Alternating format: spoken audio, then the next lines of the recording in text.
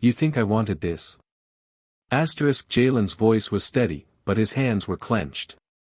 I tried to walk away. I told them to stop. But somehow, I'm still the problem. The school board members exchanged glances. The viral video had already decided his fate in most of their minds. But the truth? The truth was buried just out of sight, until someone unexpected stepped forward. This isn't just a story about a fight. It's about who gets believed, who gets blamed, and what happens when the truth finally comes out. Jalen Carter sat stiffly in the cold wooden chair, his uncle Reggie beside him, arms crossed. The school board room smelled like stale coffee and old paper, but the tension in the air was fresh. 5 board members sat across from them, their expressions unreadable, while 2 assistant principals flanked the table. Mr. Langford, the school's lead administrator, adjusted his glasses and cleared his throat. Mr. Carter, one of the board members, a gray-haired man with a sharp gaze, began, we're here today to discuss the altercation that took place behind the gym on Tuesday afternoon. From the footage we've reviewed, it appears you were involved in an act of physical aggression, You mean self-defense, Reggie interrupted, leaning forward. His voice was low, steady, but edged with frustration. Langford pursed his lips. The video does not show what started the conflict. Of course, it doesn't, Reggie cut in again, shaking his head. Because it's edited. The part where Jalen was cornered. Gone. The part where he told them to walk away. Gone. What's left is exactly what people want to see, a big black kid throwing punches and a couple of white boys looking like victims. Silence settled over the room. The gray-haired board member adjusted his glasses. Is it true that Jalen has combat training? Jalen exhaled through his nose but stayed quiet. He knew how this worked. Anything he said could be twisted. Reggie answered for him. Yes, my nephew trains in self-defense. But that don't mean violence. It means control. It means knowing when not to hurt someone. One of the assistant principals, a woman with dark curls pulled into a bun, hesitated before speaking. There's also a concern about Jalen's history. He's had previous conflicts, Conflicts or assumptions? Reggie challenged. Because it sure seems like you all already made up your minds about what kind of kid he is. Jalen finally spoke, his voice firm. I didn't want to be there. I didn't swing first. I tried to walk away. But what was I supposed to do? Let them beat me?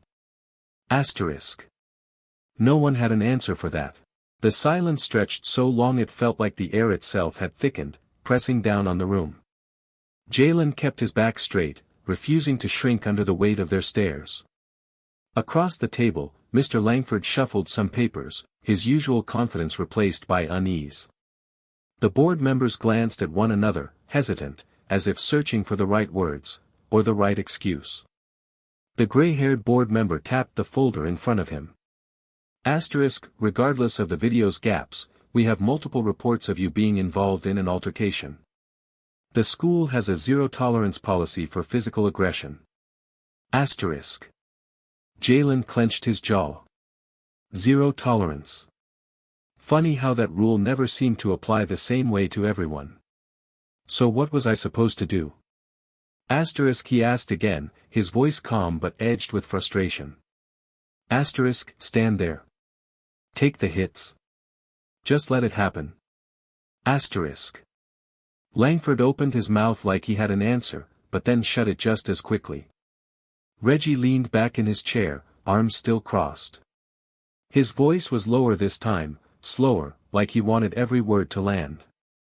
This ain't just about a fight. It's about what you think my nephew is. You saw a quiet, black boy who defended himself, and you assumed he must be the problem. That's what this is really about. Jalen could see the shift in the room.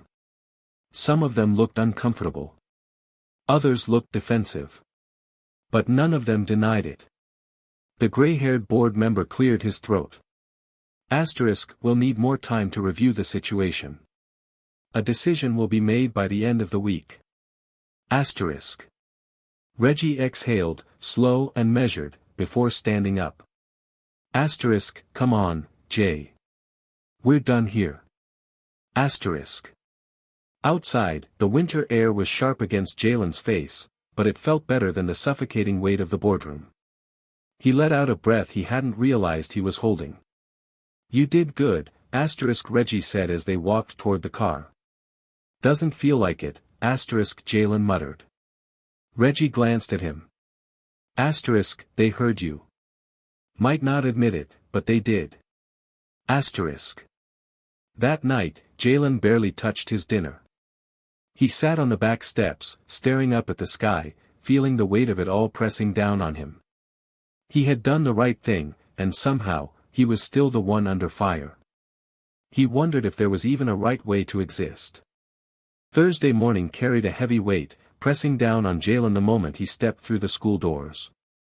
The hearing's decision hadn't come down yet, but the verdict had already been delivered in whispers, side eyes, and quiet avoidance. Jalen moved through the hallways like fog, present but untouched.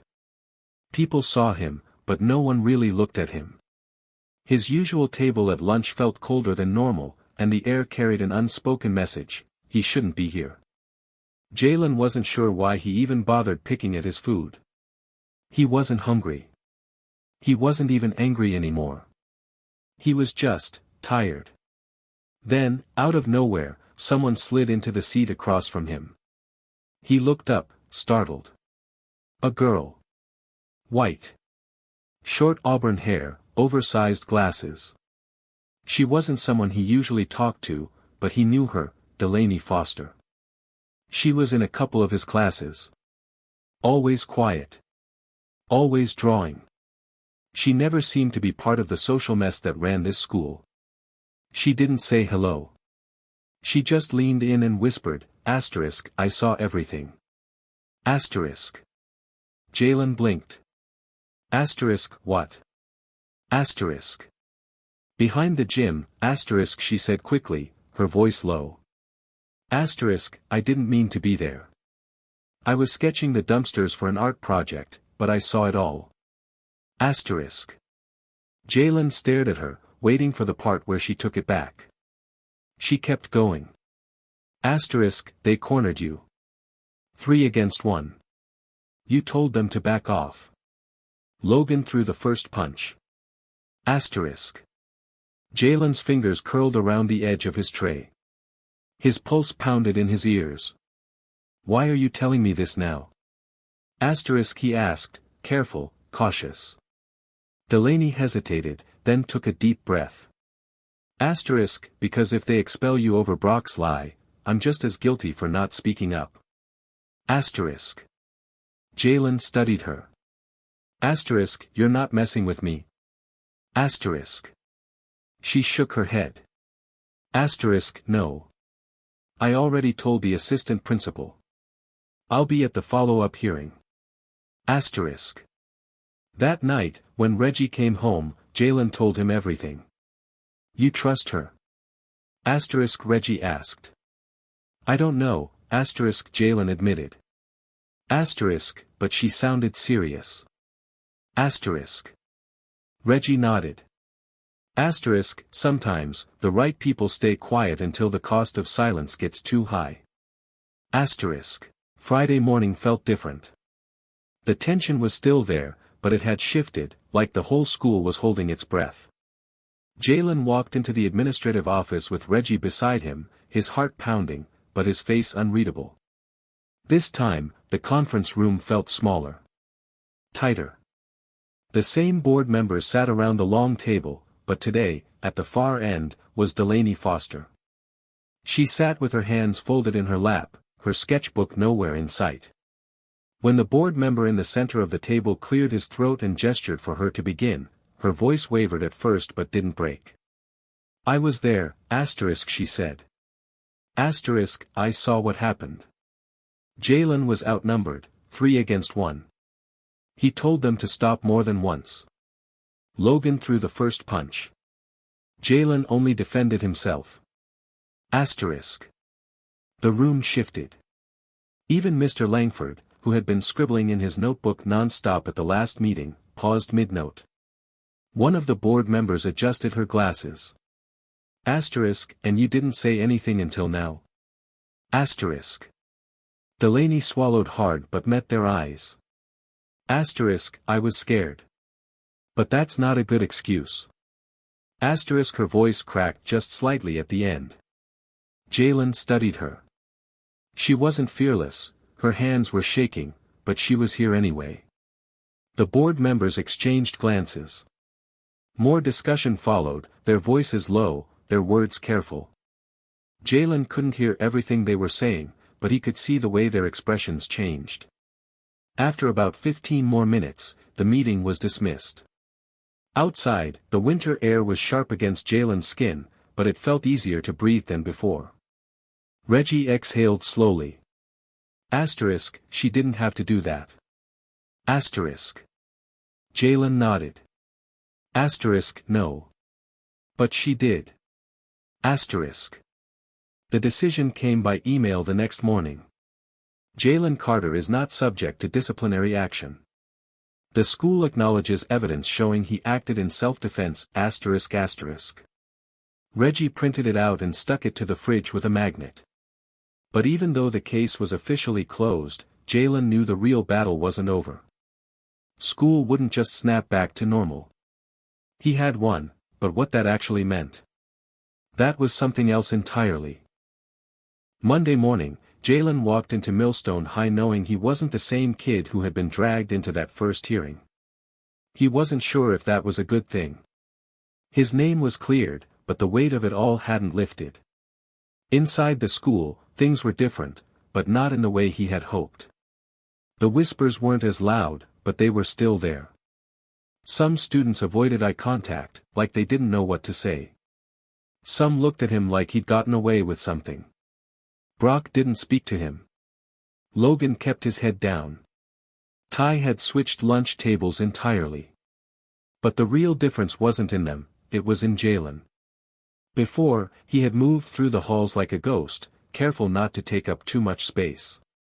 Now, it felt like he was made of something heavier, something unshakable. He walked the same path, passed the same lockers, sat at the same table. But the air had changed. At lunch, the usual spot in the back of the cafeteria felt colder than before. His food sat untouched on the tray as he stared at the peeling edge of the table. That's when Delaney Foster walked by. She didn't stop, didn't sit down, didn't say anything.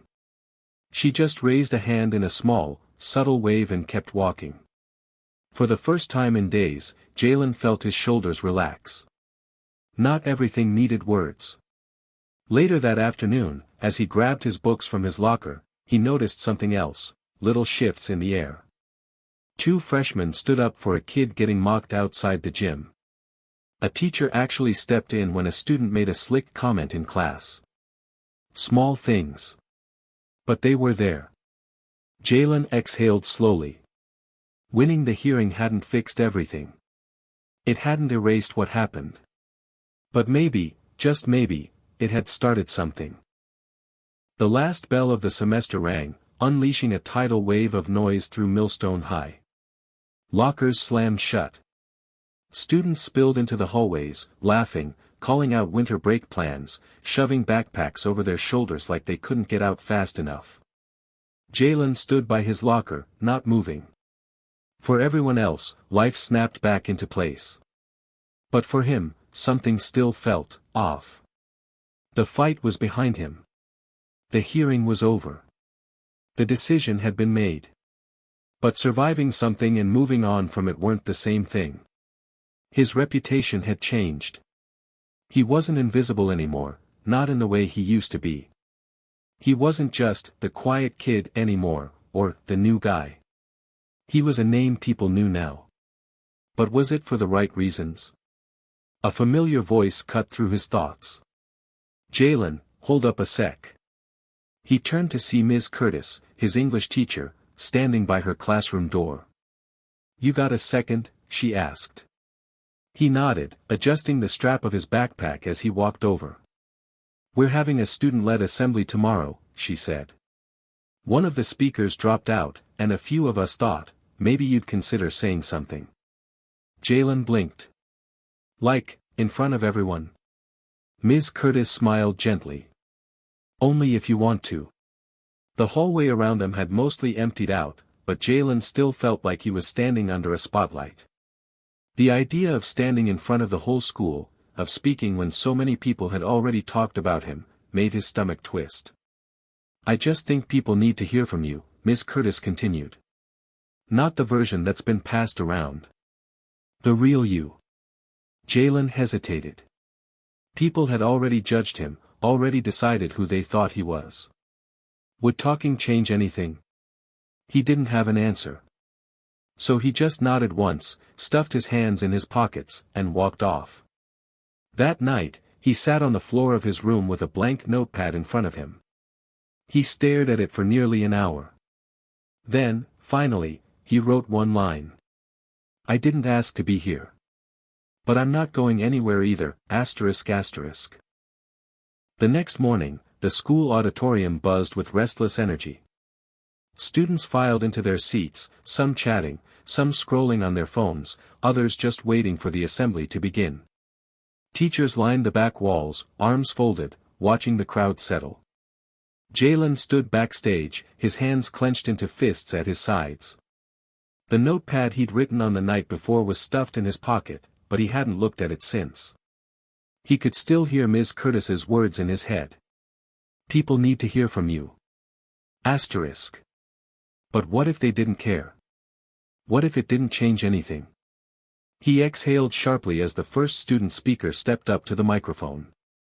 The girl spoke about student leadership, about stepping up in the face of adversity. Her voice was strong, unwavering. Jalen felt the weight of his own silence pressing down on him. Then he heard his name. Next, we have Jalen Carter.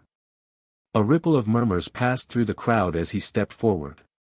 He saw a few students exchange glances. Others just stared.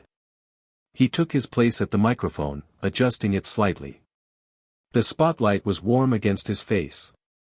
For a moment, he said nothing. Then, finally, he spoke. I've been called a lot of things since I got here, he began.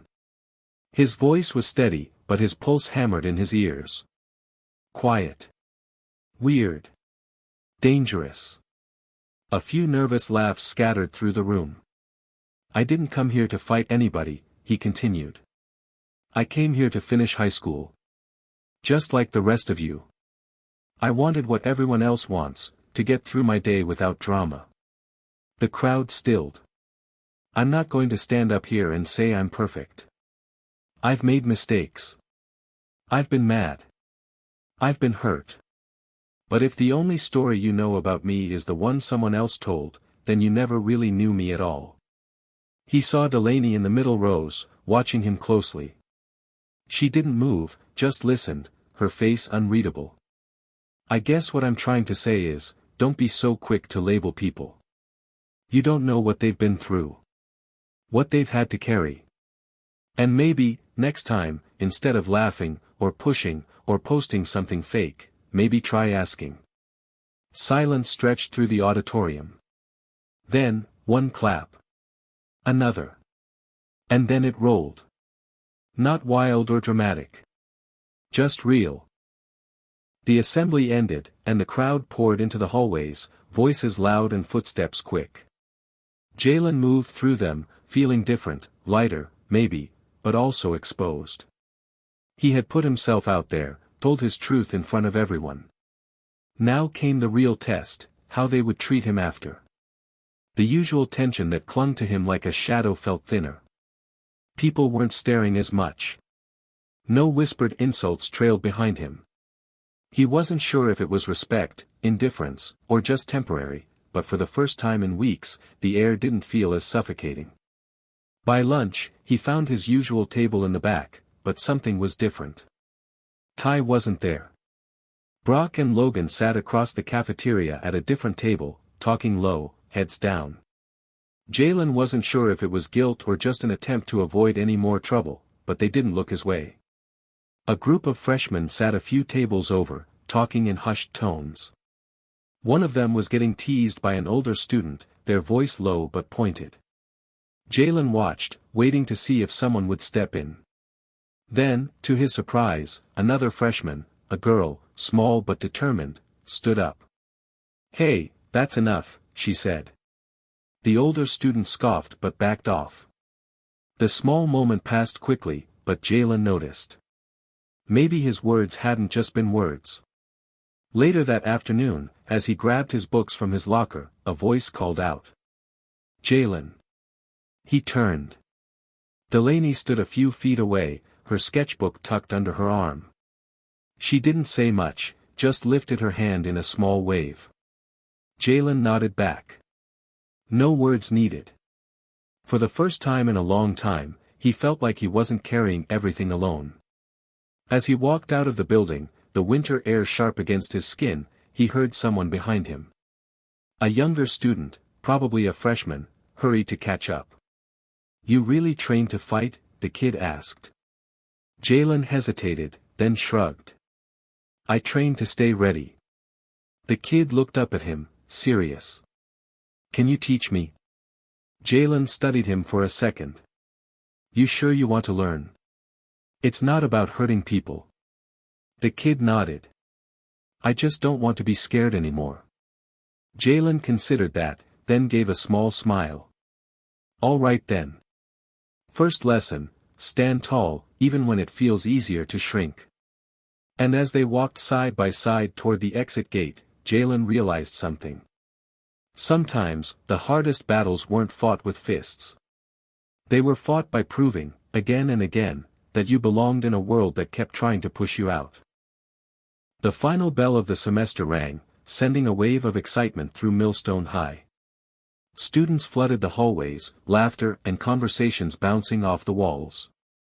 Lockers slammed shut, backpacks swung over shoulders, and plans for winter break filled the air. But Jalen didn't move.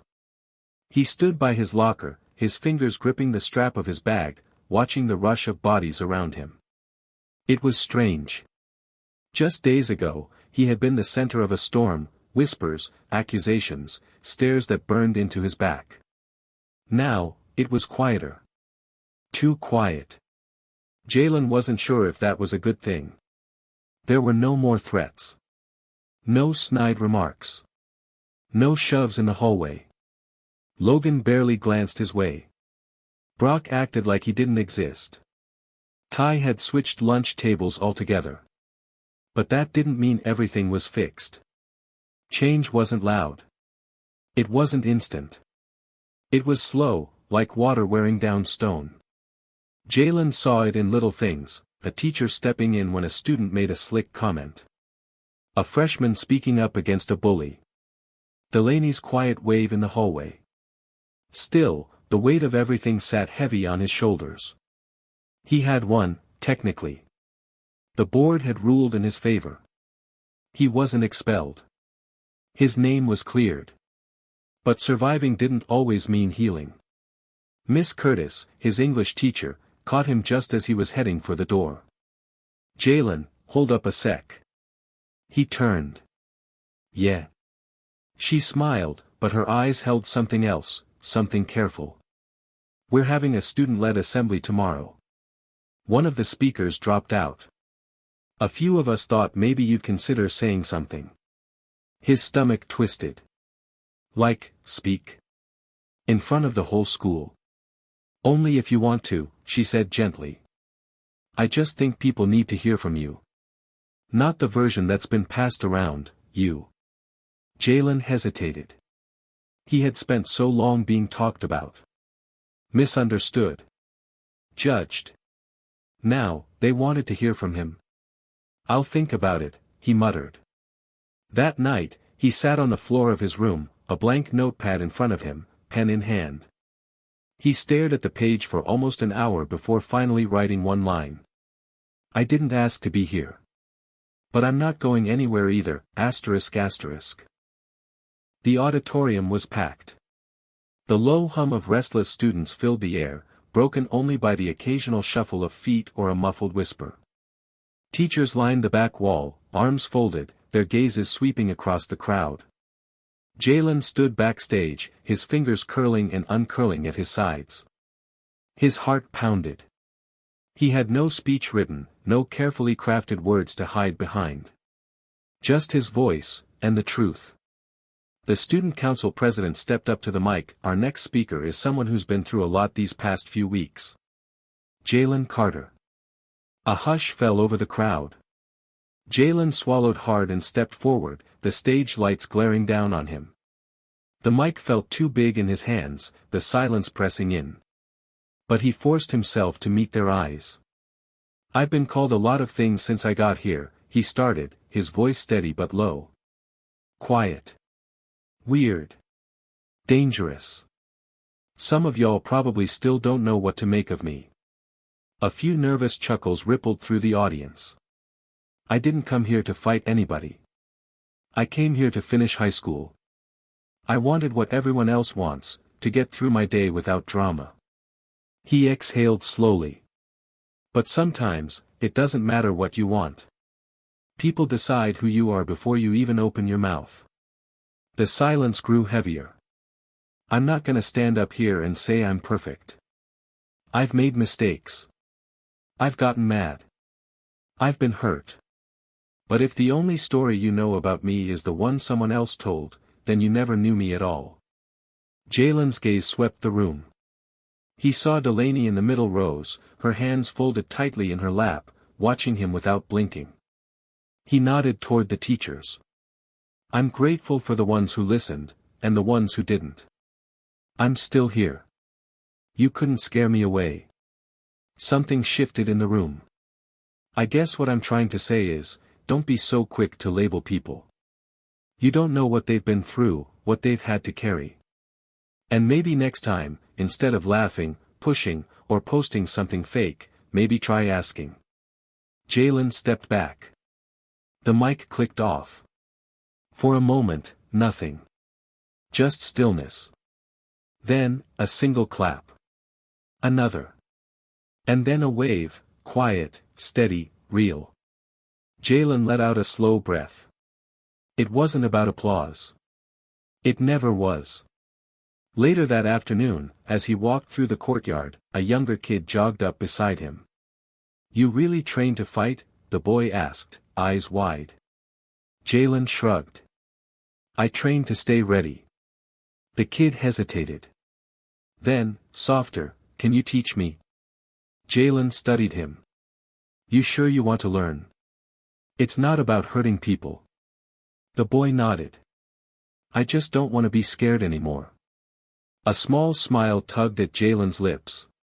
All right then, he said. First lesson, stand tall, even when it feels easier to shrink. They walked side by side toward the exit gate, not as teacher and student, but as two kids figuring oh.